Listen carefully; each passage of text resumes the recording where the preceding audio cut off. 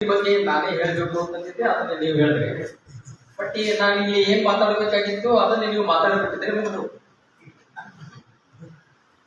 ಸಮಾರಂಭದ ಅಧ್ಯಕ್ಷರು ಮಿತ್ರರಾದ ಕುಲದೇವರೇ, ಸೈಯದ್ ಮುಜೀಬ್ ಅಹಮದ್ ಮಿತ್ರರೇ,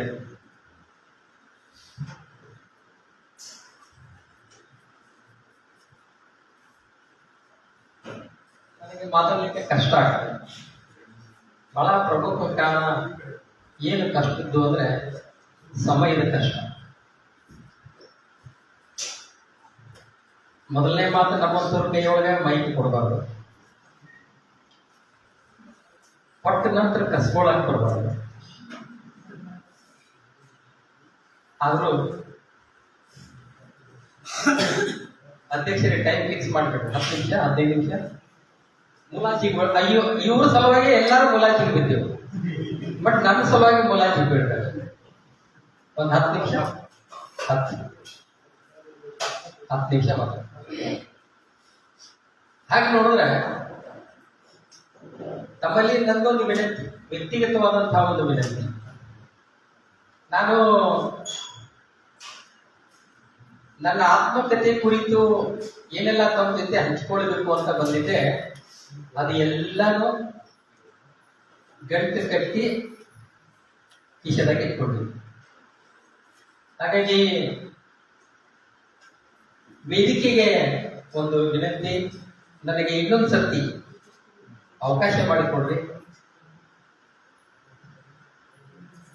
ಏನು ಬರ್ದೀನಿ ಅನ್ನುವಂಥದ್ದು ಅವ್ರು ಹೇಳಿದ್ರು, ಏನು ಬರ್ದೀನಿ ಅನ್ನುವಂಥದ್ದು ಅವ್ರು ಹೇಳಿದ್ರು. ಯಾಕೆ ಬರದೆ ಅನ್ನುವಂಥದ್ದು ನಾ ಹೇಳ್ಬೇಕಲ್ಲ.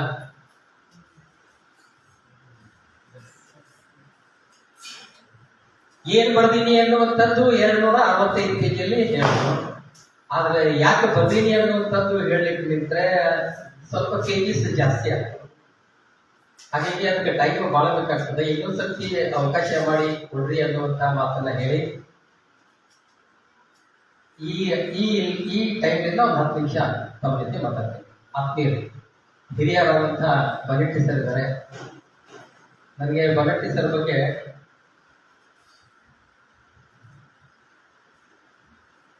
ಬಾಲ್ಯ ಜೀವನದಲ್ಲಿ ಶ್ರೇಣೀಕೃತ ವ್ಯವಸ್ಥೆ ಒಂದು ಮಾತು ಹೇಳ್ತದೆ ನಮ್ಮಂಥವ್ರು. ಏನು, ನಿಮ್ಮನ್ನ ನಾವು ಮುಟ್ಟಂಗಿಲ್ಲ. ಸ್ಟ್ರಾಟಿಫೈಡ್ ಸೊಸೈಟಿ ನಮಗದನ್ನು ಹೇಳ್ತದೆ. ತಿಳುವಳಿಕೆ ಇಲ್ಲದಂತಹ ಬಾಲ್ಯ ಕಾಲದಲ್ಲಿ ಇವ್ರು ಯಾಕೆ ಹೀಗೆ ನಮಗೆ ಹೇಳ್ತಾರೆ? ಬಟ್ ಇದಕ್ಕೆ ನಾವು ಉತ್ತರ ಕಂಡುಕೊಳ್ಳುವಂತಹ ಪರಿಸ್ಥಿತಿಗೆ ಬರುವಾಗ ನಮ್ಮದು ಅರ್ಧ ಲೈಫ್ ಕಳೆದು ಹೋಗಿದ್ರು. ಇವರು ಯಾಕೆ ಮಾತು ಹೇಳಿದ್ರು ಅನ್ನುವಂಥದ್ದಕ್ಕೆ ನನಗೆ ಸ್ಪಷ್ಟೀಕರಣ ಸಿಗ್ಬೇಕಪ್ಪ ಅಂತಂದ್ರೆ, ನಮಗೆ ಕ್ಲಾರಿಟಿ ಸಿಗಬೇಕಾದ್ರೆ ನಮ್ಮದು ಅರ್ಧ ಜೀವನ ಕಳೆದು ಹೋಗಿರ್ತದೆ. ಅರ್ಧ ಜೀವನ ಕಳೆದು ಹೋದ್ಮೇಲೆ ಉತ್ತರ ಸಿಗ್ತದೆ. ಬಟ್ ಆ ಹೋದ ಅರ್ಧ ಜೀವನ ನಮ್ದು ವೇಸ್ಟ್ ಆಯ್ತಲ್ಲ.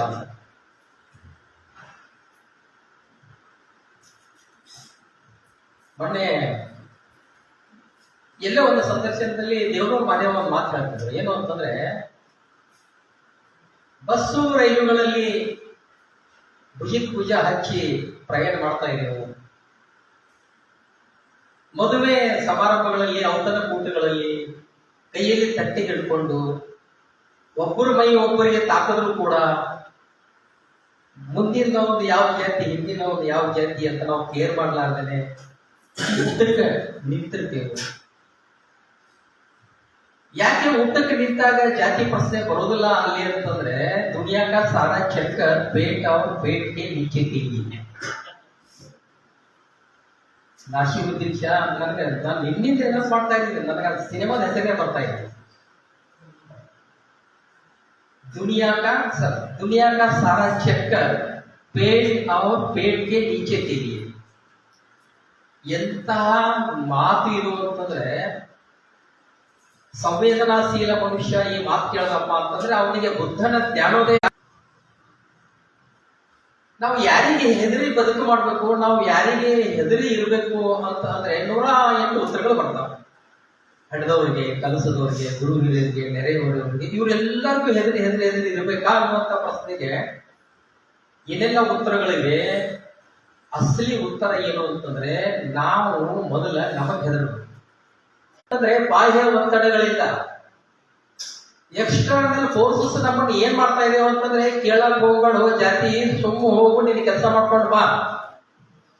ಹೊರಗಿಂದ ಇದು ನಡೆದದ, ಒಳಗೆ ಏನು ನಡೆದದ ಅಂತ ಕೇಳಿದ್ರೆ ದೇವನೂರು ಹೇಳ್ತಾರೆ, ಅಲ್ಲಿ ಇಲ್ಲಿ ಇನ್ನೂ ಒಳಗಡೆ ಕತ್ತಲೆ ಓದೋದಂತ. ಆತ್ಮೀಯರೇ,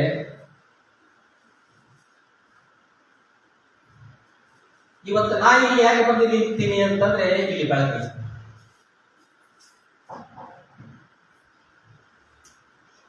ಇಲ್ಲಿ ತಿಂಗಳ ಬೆಳಕೈತಿ,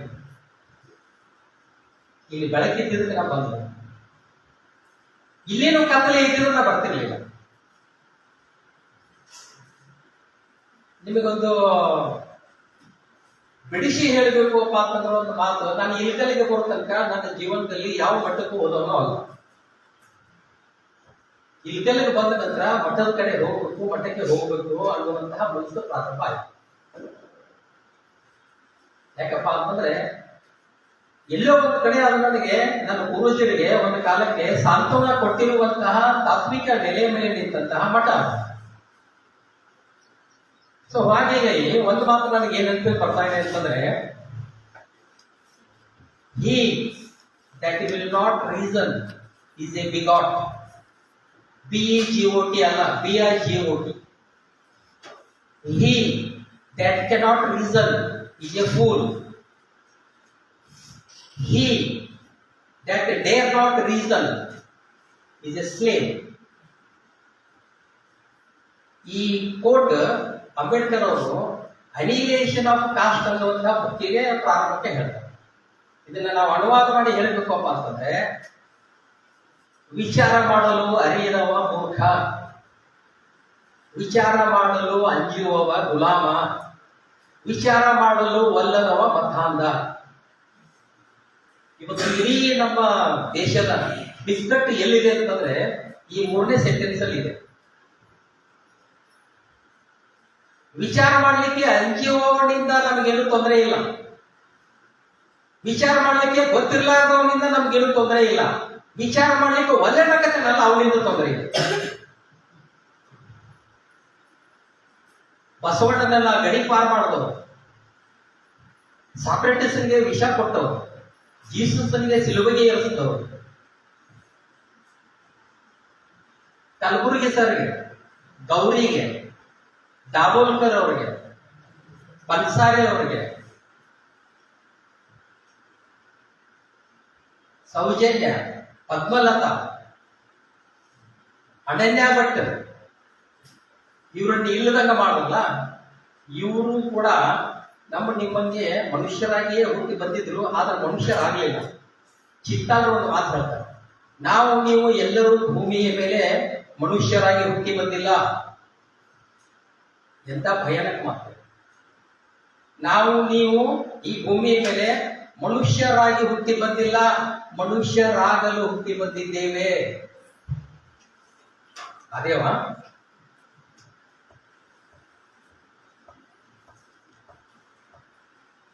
ಬೆಳ್ಳೆಟ್ಟಿ ಸರ್ ಬಗ್ಗೆ ನಾನು ಯಾಕೆ ಪ್ರಸ್ತಾಪ ಮಾಡಿದೆ ಅಂತಂದ್ರೆ, ನನ್ನ ಜೀವನದಲ್ಲಿನೇ ಈ ಜಾತಿ ಐತಿ, ಅಸ್ಪೃಶ್ಯತೆ ಇದ್ರ ಬಗ್ಗೆ ನನಗೆ ಕ್ಲಾರಿಟಿ ಸಿಕ್ತಿತ್ತು. ನಾನು ನಿರಾಳವಾಗಿರುವಂಥದ್ದು ಇಬ್ಬರಿಂದ. ಇಲ್ಲಿ ಧಾರವಾಡಕ್ಕೆ ಜಾಯಿಂಟ್ ಡೈರೆಕ್ಟರ್ ಆಗಿ ಹೋದ್ರು ಕೃಷ್ಣಮೂರ್ತಿ ಬೆಳಗೆರೆ ಅಂತ.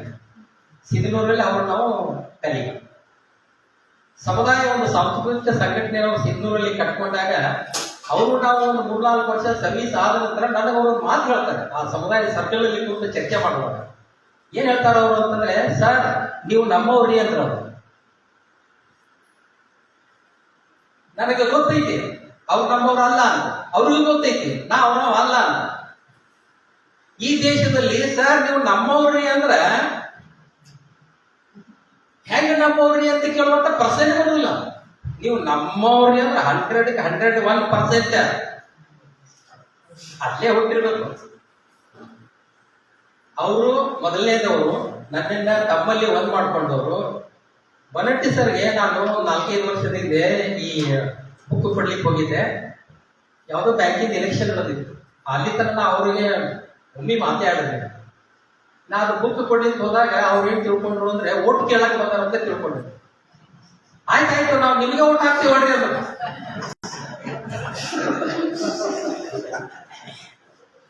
ಸರ್ ನಾನು ಆ ಓಟ್ ಕೇಳಕ್ ಬಂದಿಲ್ರಿ, ನಾವು ಬುಕ್ ತಂದಿನಿ ಓದ್ರಿ ಸರ್. ಹೌದಾ, ಆಯ್ತು. ಒಂದು ವಾರ ಒಪ್ಪತ್ತಾಗಿತ್ತು. ಹೋಟ್ಲಲ್ಲಿ ಅವರು ಹಾಕೊಂಡು ಕೂತಿದ್ರು. ನಾವು ಫೋನ್ ಮಾಡಿದ್ರು, ಬರ್ದಸ್ ಮನೆಗೆ ಹೋದ. ನನ್ಗೊಂದು ಮಾತಂದ್ರು. ಆ ಮಾತು ಒಂದು ಶಬ್ದ, ಮಾತಂದ್ರೆ ದೊಡ್ಡದಾಯ್ತು. ಒಂದು ಶಬ್ದ ಅವತ್ತೇ ನಾನು ಡಿಸೈಡ್ ಐ ಆಮ್ ಸ್ಯಾಟಿಸ್ಫೈಡ್. ಈ ದೇಶದಲ್ಲಿ, ಈ ನಾಡಿನಲ್ಲಿ, ಈ ಊರಲ್ಲಿ ನಾನು ಹುಟ್ಟಿ ಬೆಳೆದಿದ್ದು, ಬದುಕಿದ್ದು, ನನ್ನ ಜೀವನದಲ್ಲಿ ಈ 70 ವರ್ಷದ ಅವಧಿಯಲ್ಲಿ ಒಂದು 7 ಜನ ನನಗೆ ಜಾತಿವಾದಿಗಳು ಸಿಕ್ಕಿರ್ಬೋದು. ಬಟ್ 7ಕ್ಕಿಂತ ಹೆಚ್ಚು ಜಾತ್ಯತೀತರು, ಪ್ರಗತಿಪರರು, ಪ್ರಜ್ಞಾವಂತರು, ಸಹೃದಯರು ಸಿಕ್ಕಿದ್ದಾರೆ. ಅದರಲ್ಲಿ ಹಿರಿಯರಾದಂಥವರು ಬನಟ್ಟಿ ಸರ್. ನನ್ನ ಜೀವನದಲ್ಲಿ ಮೊದಲನೇ ಸರ್ತಿ ಇವತ್ತು ನಾನು ಎಲ್ಲಿ ನಿಂತು ಮಾತಾಡ್ತಾ ಇದ್ದೀನಿ ಅಂತಂದ್ರೆ ನನ್ನ ಅಣ್ಣನ ಎದುರಿಗೆ ನಿಂತು ಮಾತಾಡ್ತಾ ಇದ್ದೀನಿ. ಮೊದಲನೇ ಸರ್ತಿ ಎಷ್ಟು ಅವರಿಗೆ ಹೇಳಿ ಕರ್ಕೊಂಡು ಬಂದಿವಪ್ಪ ಅಂತಂದ್ರೆ ಅದೇ ಒಂದು ಅಧ್ಯಾಯ ಆಗ್ತದೆ. ಅದು ಹೇಗೆ ಸರ್ 10 ನಿಮಿಷ ಆಗಿರ್ಬೇಕು, 5 ನಿಮಿಷ ನನಗೆ ಯಾರು ಜಾತಿಯ ವಿಷಯಕ್ಕೆ ನನ್ನ ಸಂಪರ್ಕದಲ್ಲಿ ಬಂದಾರಲ್ರಿ, ಅದನ್ನ ಸೀರಿಯಸ್ ಆಗಿ ತಗೊಂಡಿಲ್ಲ. ಅದನ್ನ ಹೆಂಗಪ್ಪ ಅಂತಂದ್ರೆ ಅದನ್ನ ಹೆಲ್ದಿಯಾಗಿ ಸ್ಪೋರ್ಟಿವ್ ಆಗಿ ಮಾತಿನಲ್ಲಿ ತೇಲಿಸಿ ಬಿಟ್ಬಿಡೋದು. ನನಗೆ ಬಹಳ ಜನ ಏನ್ ಕೇಳಿದ್ರಪ್ಪ ಅಂತಂದ್ರೆ, ಕೆಲವ್ರು ಏನ್ ಅಂತಂದ್ರು, ಸರ್ ಏನ್ ಮಾಡಿದ್ರಿ ಮಣ್ಣಿ ತಂದಾನು ಹುಡುಗಿ ಸಾಕಾಯ್ತು, ಯಾಕ್ರಿ ಅಂತಂದ. ಅಲ್ಲ, ನಿಮಗೂ ಗೊತ್ತದಲ್ರಿ ನಮ್ಮ ಜಾತಿಯಾಗಿ ಎಣ್ಣೆ ಸಿಗೋರು ಮತ್ತ ನಿಮ್ ಕಡೆ ಬಂದ್ರ ಸಿಗ್ತಾವ ಅಂತ ತಿಳ್ಕೊಂಡು ನಾವು ಬಯೋಡೇಟ ತಂದಿನಿ ನೋಡ್ರಿ ತಿಳ್ಕೊಂಡು ಒಂದ್ 2 ಹೆಣ್ಮಕ್ಳು ಬಯೋಡೇಟ ಕೊಡ್ರಿ. ನೋಡಿ ಆಯ್ತು, ಇರ್ಲಾಗ ನನ್ನ ಹತ್ರ ಹೋಗ್ತಾವ. ಅವ್ರು ಹೋದ್ರು. ಅದ್ರಾಗ ನೋಡಿದ್ರೆ ಏನಂತಪ್ಪ ಅಂದ್ರೆ ಪಂಚಮ ಸಾಲಿ ಹುಡುಗಿ ಅನ್ನೋದು ಬಯೋಡೇಟ. ಅವ್ರೇನ್ ತಿಳ್ಕೊಂಡು ಬಂದಾರ, ನಾ ಪಂಚಮ ಸಾಲಿ ಅಂತ ಗೋಲಂದಾಜ್ ಅಂತ ತಿಳ್ಕೊಂಡು ಜೂನಿಯರ್ ಕಾಲೇಜ್ ಪ್ರಿನ್ಸಿಪಲ್ ಆಗಿ ರಿಟೈರ್ಮೆಂಟ್ ಆದ್ರು. ಇಲ್ಲಿ ಇರಿಕಲ್ MA ಅವರನ್ನು ಕಾಂಟ್ಯಾಕ್ಟ್ ಒಂದೇ SD ಹೊಸಮನಿ, ನಾನು, ಅವರು ಕೋಟಿ, ಒಬ್ರು ಇಲ್ಕಲ್ ಅಂತ ಹಾಡ್ತಿದ್ರು ಹಿಂದಿ ಡಿಪಾರ್ಟ್ಮೆಂಟ್. ನಾವೆಲ್ಲ ಇದ್ರೆ ಒಂದೇ ವರ್ಷ ಓದ್ತೀವಿ. ಇಲ್ಲಿ ಈ ವಿಷಯಕ್ಕೆ ಬಂದಾಗ ನಮ್ಮ ಕಾಲೇಜಲ್ಲಿ, ಕುಷ್ಟಗಿ ಕಾಲೇಜಲ್ಲಿ ಇರುವಾಗಲೇ ಆ ವಾಕ್ ಹೋಗುವಾಗ ಆ ಗೋಲಂದಾಜ್ ಏನ್ ಮಾಡ್ತಿದ್ರು, ಒಂದ್ 5-6 ಜನರ ಜೊತೆ ಹೋಗಿ ನಾವು ಎದುರು ಬದ್ರೆ ಬೆಟ್ಟಕ್ಕೆ ಅವರು ಹೋಗುವಾಗ ನಾ ಎದುರು ಬರ್ತಿದ್ದೆ, ನಮಸ್ಕಾರ. ನಾ ಆ ಗೋಲಂದಾಜಿಗೆ ಏನ್ ಹೇಳ್ತಿದ್ದೆ ಅಂದ್ರೆ, ವಾಕಿಂಗ್ ಹೋಗುವಾಗ ಒಬ್ಬನೇ ಹೋಗ್ತೇನೆ. ಯಾಕಂತ ಹೇಳ್ತಿದ್ದ, ವಾಕಿಂಗ್ ಹೋಗುವಾಗ ಮಾತಾಡಬಾರ್ದು, ಶಕ್ತಿಗೆ ಹೋಗ್ಬಿಡ್ತದ. ವಾಕಿಂಗ್ ಹೋಗುವಾಗ ಎಂತ ಜಾತ್ರೆ ಅಥವಾ ದುನಿಯಾದ ಮಾತಾಡ್ಕೊಂಡು ಹೋಗ್ಬಿಡ್ತಾರೆ, ಅದು ಎಲ್ಲ ವೇಸ್ಟೇ.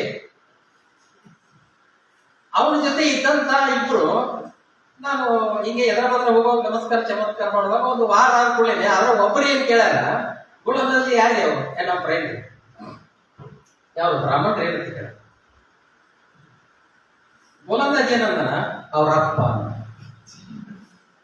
ನಿಜ ಹೇಳ್ತೇನೆ, ನಿಮ್ ಫ್ರೆಂಡ್ ಅಂತ ಹೇಳ್ತೀವಿ, ಮತ್ತೆ ಯಾರು ಅಂತ ಹೇಳಿದ್ರೆ ನಿಮ್ಮ ಅಪ್ಪ. ಹೌದು, ಹ್ಯಾಂಗ ಅವ ಬ್ರಾಹ್ಮಣ, ಹೌದು, ಹುಟ್ಟು ಬ್ರಾಹ್ಮಣ ಅಲ್ಲ, ಕಲಿತ ಬ್ರಾಹ್ಮಣ.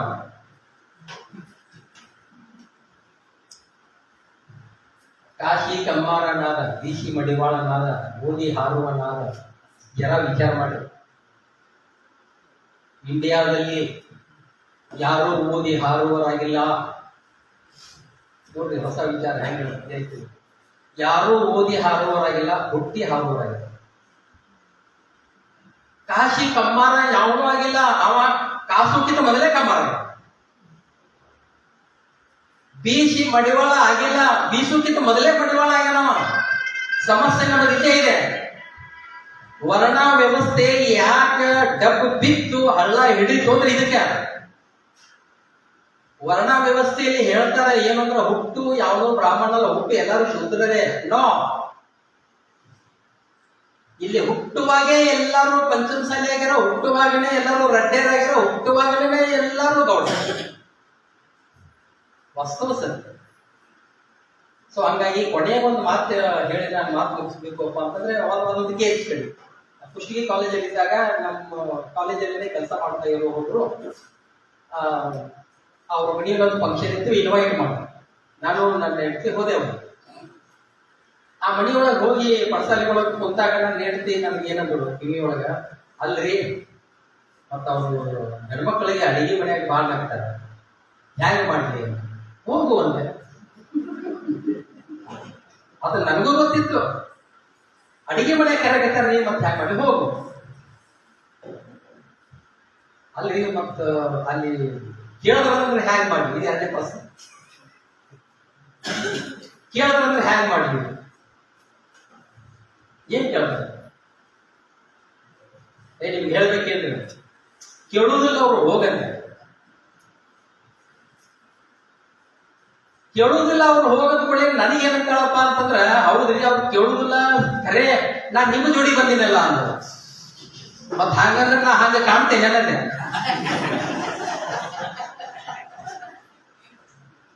ಮತ್ತೆ ಹಾಂಗ ನೋಡಿದ್ರ ನಮ್ ಇಬ್ಬರ ಒಳಗ ನಾನೇ ಒಂದ್ ಜರ ಹಂಗ ಕಾಣ್ತೀನಿ, ಆಕೆ ಹೆಂಗ ಕಾಣೋದಿಲ್ಲ. ಯಾಕಪ್ಪ ಅಂದ್ರೆ ಜರ ಬಣ್ಣ ಜರ ಫಾಸ್ಟ್. ನೋಡೋದು ಕೂಡ್ಲೇನೆ ಏನ್ ಹೇಳ್ತೇವಲ್ಲ ಅದರಷ್ಟು ಡೇಂಜರ್ ಯಾವುದೂ ಅಲ್ಲ. ನೋಡಿ ಇವ್ಯಾಲ್ಯೂಯೇಷನ್ ಮಾಡೋದು ವೆರಿ ಗುಡ್. ಹಾಗಾಗಿ ಆದ್ಮೇಲೆ ಮುಗಿಸ್ತೀನಿ ನನ್ನ ಮಾತಾಡ್ಕೊಂಡು ಮಾತಾಡಬೇಕಪ್ಪ ಅಂತಂದ್ರೆ, ಅಸ್ಪೃಶ್ಯತೆ ಸಾಂದರ್ಭಿಕವಾಗಿರ್ಬೇಕು. ಅಸ್ಪೃಶ್ಯತೆ ಸಾಂದರ್ಭಿಕವಾಗಿರ್ಬೇಕು. ಬಹುಶಃ ಎಲ್ಲಿ ಕೇಳಿರ್ಲಿಕ್ಕೆ ನೀವು ಅದು ಕೇಳ್ತಾ ಇದ್ದೀರಿ. ಆದ್ರೆ ಅಸ್ಪೃಶ್ಯತೆಯನ್ನ ತಾತ್ವಿಕ ಮಾಡ್ಲಿಕ್ಕೆ ಹೋಗ್ಬಾರ್ದು. ಅಸ್ಪೃಶ್ಯತೆಗೆ ಸೋಷಿಯಲ್ ಸ್ಯಾಂಕ್ಟಿಟಿ ಕೊಡ್ಲಿಕ್ಕೆ ಹೋಗ್ಬಾರ್ದು. ಅಸ್ಪೃಶ್ಯತೆಗೆ ಸಾಮಾಜಿಕ ಒಪ್ಪಿಗೆ ಕೊಡ್ಲಿಕ್ಕೆ ಹೋಗ್ಬಾರ್ದು. ಅಸ್ಪೃಶ್ಯತೆ ಆಚರಣೆ ಮಾಡುವಂಥದ್ದು ನಮ್ಮ ಹಕ್ಕು ಅಂತ ಹೇಳಿಕ್ಕೆ ಹೋಗ್ಬಾರ್ದು. ಸಾಂದರ್ಭಿಕ ಅಸ್ಪೃಶ್ಯತೆ ಎಂಥದ್ದಪ್ಪ ಅಂತಂದ್ರೆ, ಈಗ ನನ್ನ ಮೈಗೆ ಹೆಚ್ಚಿಗೆ ನಾ ಮೈಯ ಗಲೀಜ್ ಮಾಡ್ಕೊಂಡು ಬಂದೀನಿ, ಅವಾಗ ನನಗೆ ಗೊತ್ತಬೇಡ, ಇದು ಸಾಂದರ್ಭಿಕ ಅಸ್ಪೃಶ್ಯತೆ. ಆದ್ರ ಸರ್ ಇಷ್ಟೆಲ್ಲ ಮಾತಾಡಕತ್ತಾರಂದ್ರ ಇವ್ರು ಯಾರಿರ್ಬೇಕು? ಇದೆಲ್ಲ ವಿಚಾರ ಮಾಡಿ ಅದು ಎಳಿ ತೆಗೆದು, ಓ ಇವರ ಹಿಂದ್ ಸರ್ರಿ, ಅದು ತಾತ್ವಿಕ ಅಸ್ಪೃಶ್ಯತೆ. ಅದಿರಬಾರ್ದು. ಇನ್ನೊಂದ್ಸರ್ತಿ ನನಗೆ ಟೈಮ್ ಕೊಡ್ಲೇಬೇಕು ಅಂತ ಅಧ್ಯಕ್ಷರನ್ನು ತಿಳ್ಕೊಂಡು ಕೊನೆಯ ಒಂದು ಮಾತು ಹೇಳಿ ನಿಜವಾಗಿ ನನ್ನ ಮಾತು ಮುಗಿಸ್ಬೇಕಪ್ಪ ಅಂತಂದ್ರೆ, 2,500-3,000 ವರ್ಷಗಳ ಭಾರತದ ಇತಿಹಾಸ ಏನು ಅನ್ನುವಂಥದ್ದಕ್ಕೆ ಒಂದು 5 ವಾಕ್ಯಗಳಲ್ಲಿ ಹೇಳಿ ನಾನು ಮಾತು ಮುಗಿಸ್ತೇನೆ. ಪ್ರಾಚೀನ ಭಾರತವನ್ನ ಯಾರು ಆಳಿದ್ರು ಅಂತಂದ್ರೆ 3 ಜಿಗಳು ಆಳಿದ್ರು. ಮೊದಲನೇ ಜಿ ಗಂಗೆ, 2ನೇ ಜಿ ಗಾಯತ್ರಿ, 3ನೇ ಜಿ ದೀಕೆ. ಮಧ್ಯಕಾಲೀನ ಭಾರತವನ್ನ ಯಾರು ಆಳಿದ್ರು ಅಂತಂದ್ರೆ 3 ಡಬ್ಲ್ಯೂಗಳು. ಮೊದಲನೇ ಡಬ್ಲ್ಯೂ ವೈನ್, 2ನೇ ಡಬ್ಲ್ಯೂ ವುಮನ್, 3ನೇ ಡಬ್ಲ್ಯೂ ವೆಲ್ತ್. ಆಧುನಿಕ ಭಾರತವನ್ನ ಯಾರು ಆಳಿದ್ರಪ್ಪ ಅಂತಂದ್ರೆ 3 ಬಿಗಳು ಆಳಿದ್ರು. ಮೊದಲನೇ ಬಿ ಬ್ಯಾಲೆಟ್, 2ನೇ ಬಿ ಬುಲೆಟ್, 3ನೇ ಬಿ ಬೈಬಲ್. ನಾಳಿನ ಭಾರತವನ್ನ ಯಾರು ಆಳ್ಬೇಕು ಅಂತಂದ್ರೆ 3 ಜನ ಆಳ್ಬೇಕು. ಅವ್ರು ಯಾರು ಆಳ್ಬೇಕಂದ್ರೆ ಅವರು ಬಿನೇ ಆಳ್ಬೇಕು. ಯಾರಪ್ಪ ಅಂತಂದ್ರೆ ಬುದ್ಧ, ಬಸವ, ಭೀಮ. ನಮಸ್ಕಾರ.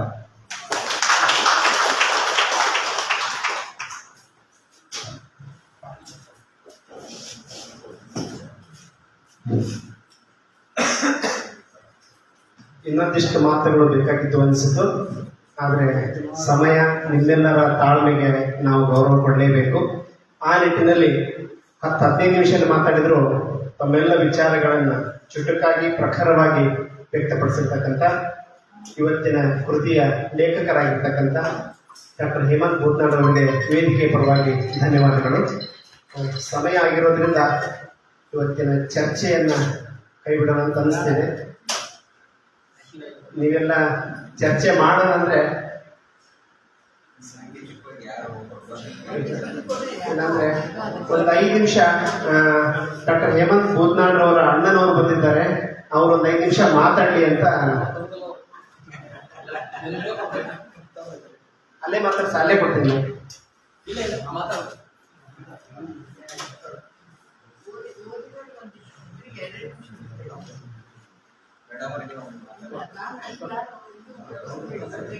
ಈ ಕೃತಿಯ ಓದ್ದವರು ಅಥವಾ ಇದನ್ನ ಕೇಳಿದ್ದೀರಿ, ಯಾರಾದ್ರೂ ಅಭಿಪ್ರಾಯ ಆದ್ರೂ ಹಂಚ್ಕೊಳ್ಳೋದಂದ್ರೆ ಒಂದಿಬ್ಬರಿಗೆ 1-2 ನಿಮಿಷ ಅವಕಾಶ ಕೊಡಿ. ಯಾರಾದ್ರೂ ಪ್ರಶ್ನೆಗಿಂತ ಅಭಿಪ್ರಾಯ. ಪ್ರಶ್ನೆ ಅಂದ್ರೆ ಮತ್ತೆ ಅರ್ಧ ಗಂಟೆ ಹೋಗ್ಬಿಡ್ತದೆ. ಹಾಗಾಗಿ ಬೇರೆ ಬೇರೆ ವಿಚಾರ ಚರ್ಚೆ ಮಾಡೋದಕ್ಕೆ ಬೇಕಾದಷ್ಟು ಸಂಗತಿಗಳಿದ್ದಾವೆ. ಹಾಗಾಗಿ ಅಭಿಪ್ರಾಯವನ್ನು ಹಂಚಿಕೊಳ್ಳೋದಾದ್ರೆ ಒಂದಿಬ್ಬರಿಗೆ ಅವಕಾಶ ಕೊಡೋಣ.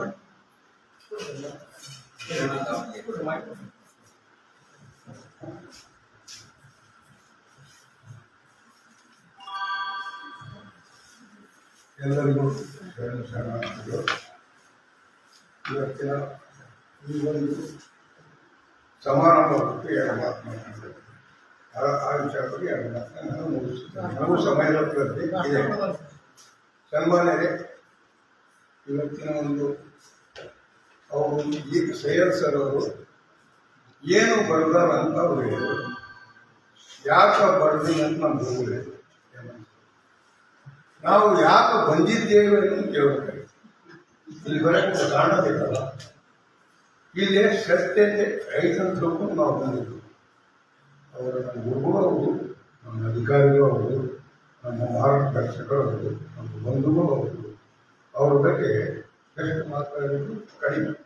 ಮತ್ತು ಇವತ್ತು ಅಧ್ಯಕ್ಷರಿಂದ ಅವರು ನಮ್ಮವರೇ, ನಮ್ಮೂರಿನವರೇ ಮತ್ತು ಈ ಮಹಾವಿದ್ಯಾಲಯದ ಉಪನ್ಯಾಸಕರು. ಅವರು ಭಾಳ ಸಲ ಹೇಳ್ತಾ ಇದ್ರು, ನಿಮ್ಮ ಸರ್ ಬರ್ತಾರೆ ಕೇಳ್ತಾರೆ ಅವರು ಅಂತ. ಈ ವಿಷಯ ನನಗೆ ಎಲ್ಲಿ ಮುಟ್ಟಿಸುವ ಅನ್ನೋದು ಹೇಳ್ಬೇಕಾಗಿದೆ. ನಾವು ಬಸವ ಕನ್ನಡಕ್ಕೆ ಹೋದ್ವಿ ಸಗನವರು. ಬಸವ ಕನ್ನಡಾದ್ರೆ ಮನೆಯಲ್ಲಿ ಇದ್ದೀವಿ ನೋಡಕ್ಕ, ಊರಿಂದ ಹೋಗಿದ್ವಿ ಎಲ್ಲ ಜಿಲ್ಲೆಗಳು. ಅಲ್ಲಿ ನಮ್ಮ ಸರ್ ಇಂಟಿಮೇಷನ್, ಈ ಶಾಲೆಯಲ್ಲಿ ಯಾರು ಸರ್ ಅಂತ ಅಂದ್ರೆ ದಾವಣಗೆರೆಯಲ್ಲಿ ಇದ್ದೀರಾ ಸರ್? ಹಿಂದೆ ಇದ್ದೀವಿ. ಬಸವ ಕನ್ನಡ ಮುಗಿಸೋದು ಈಗ ಮಾಮನೆಯಿಂದ ಹೊಸ ಮಾಮನೆಗೆ ಹೋದ್ವಿ. ಅಲ್ಲಿ ಪರ್ಮಿಷನ್ ಇದೆಯಲ್ಲ, ಆಯ್ತು ಇನ್ನೂ ಸಮಯ ಇತ್ತು, ಕಲ್ಲಂಗ ಶಾಣಬಸಪ್ಪ ಬೆಟ್ಟ ಹಾಕೊಂಡು ಊರ ಕಡೆ ಹೋಗ್ತಾನೆ. ಆ ಸಲ ಬರ್ತೀವಿ. ಸಮಯ 11:30 ಅಂದರು. ಆಮೇಲೆ ನಮ್ಮ ಸ್ನೇಹಿತರು ಅವ್ರ ಜೊತೆ ಕೂಡಿ ನಾವು ಬಡವರೊಳಗೆ ಅವೇ ಪ್ರಾರಂಭವಾಗಿತ್ತು. ನಮ್ಮ ಸೈಯದ್ ಸರ್ ಕಮಿಟಿ ಆಗಿತ್ತು. ಮತ್ತು ಈ ಒಂದು ಸಂದರ್ಭದಲ್ಲಿ ನಮ್ಮ ಸರ್ ಅಣ್ಣವರು ಅಕ್ಕವರು ಬಂದಾರ ಮತ್ತು ಮೇಲಾಗಿ ಸಾಹಿತಿಗಳು ಬಂದಾರೆ. ಹೊರಪೇಟೆ ಮೇಡಮ್ ಅವರು ನಮ್ಮ ಸ್ಕೂಲಿನಲ್ಲಿನ ಭಾಳ ವರ್ಷ ಶಿಕ್ಷಣ ಸರ್. ಆಗ ಎಂದೂ ಸ್ಕೂಲ್ನಲ್ಲಿ ಓದೋನಲ್ಲ ಮೇಡಮ್, ಎಂದೂ ಓದೋಲ್ಲ, ಇನ್ನೂ ಓದಲ್ಲ ಮೇಡಮ್. ಮತ್ತು ನಮ್ಮ ಹಳ್ಳಿಯಲ್ಲಿ ನಾವು ಶಿಕ್ಷಕರ ಸ್ಕೂಲಲ್ಲಿ ನಾವು ಹೋಗೋದಿಲ್ಲ ಮೇಡಮ್.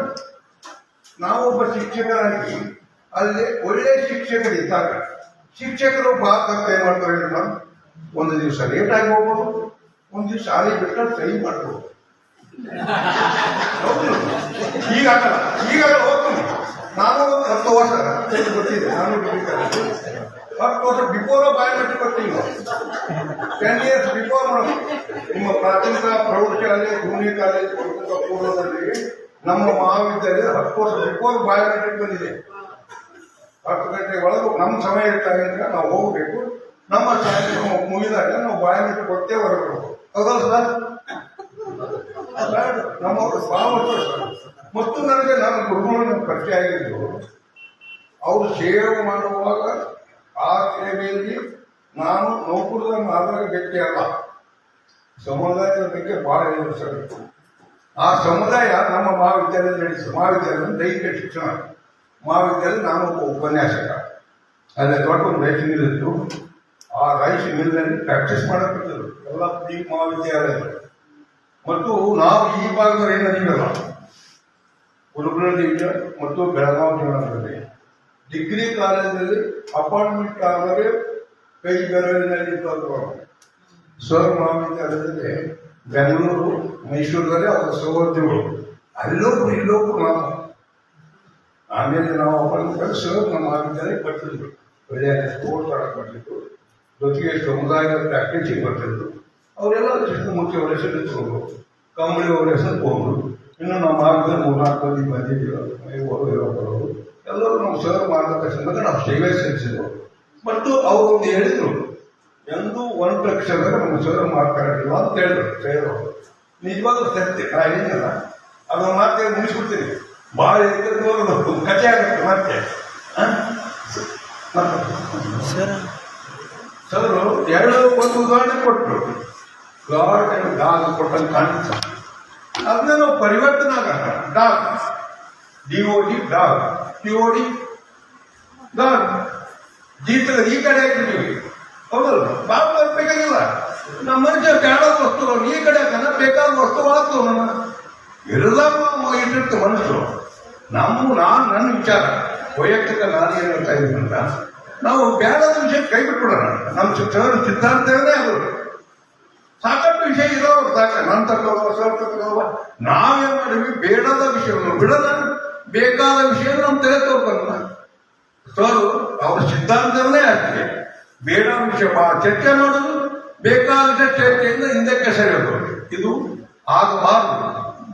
ಹಾಗಾಗಿ ಈ ಒಂದು ಅವಕಾಶ ಕೊಟ್ಟಂತ ಮಾನ್ಯ ಸಂಗಣ್ಣನವರಿಗೂ, ಅತಿಥಿಗಳಿಗೂ ಮತ್ತು ಇಲ್ಲಿ ಭಾಗವಹಿಸಿದಂಥ ಎಲ್ಲ ಅಕ್ಕ ತಂಗಿಯರು, ಸಹೋದ್ಯೋಗಿಗಳು ನನ್ನ ಶರಣು ಶರಣಾರ್ಥಿ.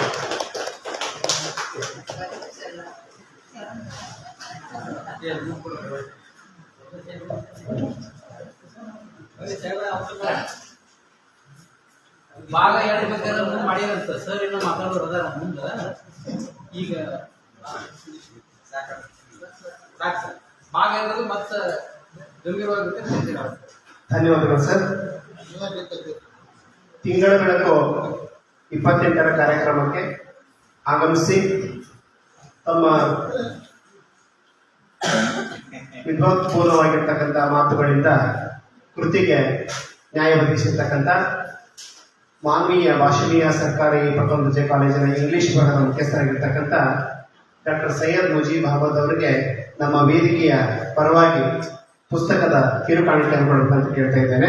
ದಯವಿಟ್ಟು ನಮ್ಮ ವೇದಿಕೆಯ ಎಲ್ಲ ಸದಸ್ಯರು ಬಂದು ಅವರಿಗೆ ಪುಸ್ತಕದ ಕಿರುಕಾಣಿಕೆಯನ್ನು ಕೊಡಬೇಕು. ತಮಗೆಲ್ಲ ಗೊತ್ತಿದೆ, ನಾವು ಶಾಲ್ ಹಾಕೋದಿಲ್ಲ, ಹಾರ ಹಾಕೋದಿಲ್ಲ, ಸನ್ಮಾನ ಮಾಡೋದಿಲ್ಲ. ಪುಸ್ತಕಗಳಿಗೆ ಒತ್ತು ಕೊಡ್ತೇವೆ. ಪುಸ್ತಕಗಳೇ ಆಸ್ತಿ, ಅವುಗಳ ಬಗ್ಗೆನೇ ನಮ್ಮ ಎಲ್ಲ ಒಲವು. ಸರ್ ಮತ್ತು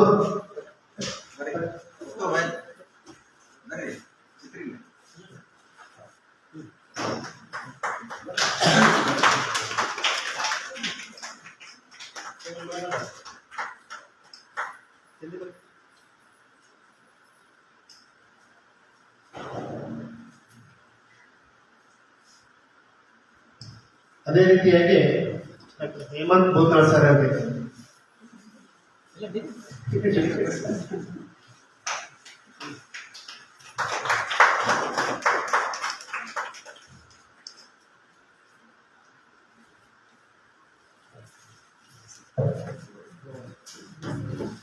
ಧನ್ಯವಾದಗಳು.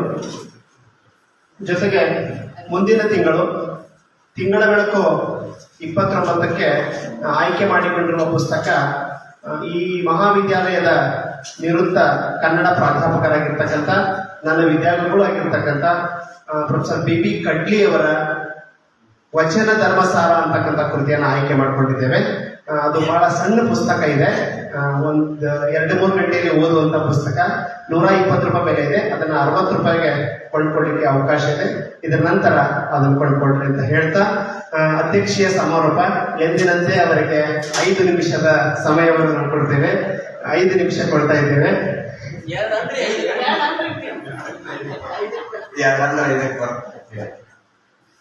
ಐದರ ಮೇಲೆ ನೋಡೋದಿಲ್ಲ ಬಾಯ.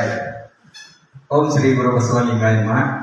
ಕಷ್ಟಗಳನ್ನು ಮೌನವಾಗಿ ದಾಟಬೇಕು, ಪರಿಶ್ರಮ ಸದ್ದಿಲ್ಲದೆ ಸಾಗಬೇಕು, ಸಿಗುವ ಯಶಸ್ಸಿನ ಸತ್ತು ಜಗತ್ತಿಗೆಲ್ಲ ಕೇಳುವಷ್ಟು ಜೋರಾಗಿರಬೇಕು ಎಂಬ ಸಿದ್ದೇಶ್ವರ ಸ್ವಾಮಿಗಳ ಮಾತನ್ನ ಇಲ್ಲಿ ಪುನರುಚ್ಚರಿಸ್ತಾ, ವೇದಿಕೆ ಮೇಲಿರುವ ಇವತ್ತಿನ ಕಾರ್ಯಕ್ರಮದ ಕೇಂದ್ರ ಬಿಂದು ಕೃತಿಕರ್ತರು ನಮ್ಮ ಮಾರ್ಗದರ್ಶಕರಾಗಿರುವಂತಹ ಹೇಮಂತ್ ಭೂತ್ನಾಳ್ ಸರ್ ಅವರೇ, ಹಾಗೆ ಇವತ್ತು ಕೃತಿಯನ್ನ ನಮಗೆಲ್ಲ ಸುದೀರ್ಘವಾಗಿ ಪರಿಚಯಿಸಿರುವಂತಹ ಸೈಯದ್ ಮುಜೀಬ್ ಅಹಮದ್ ಅವರೇ ಮತ್ತು ಇಲ್ಲಿ ನೆರೆದ ಎಲ್ಲ ಸಾಹಿತ್ಯಾಸಕ್ತ ಬಂಧುಗಳೇ, ವಿಶೇಷವಾಗಿ ನಮ್ಮೂರಿನಿಂದ ಹಿರಣ್ಣ ಅಂಗಡಿಯವರು ಬಂದಿದ್ದಾರೆ, ಹಿರಣ್ಣ ಬಡ ದಾವಣಗೆರೆಯವರು ಬಂದಿದ್ದಾರೆ.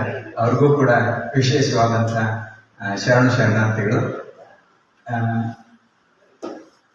ಟೈಮ್ ಬಾಂಡ್ ಹಾಕಿದಾಗ ಏನ್ ಮಾತಾಡ್ಬೇಕು ಅಂತ ತಿಳಿಯಂಗಿದೆ.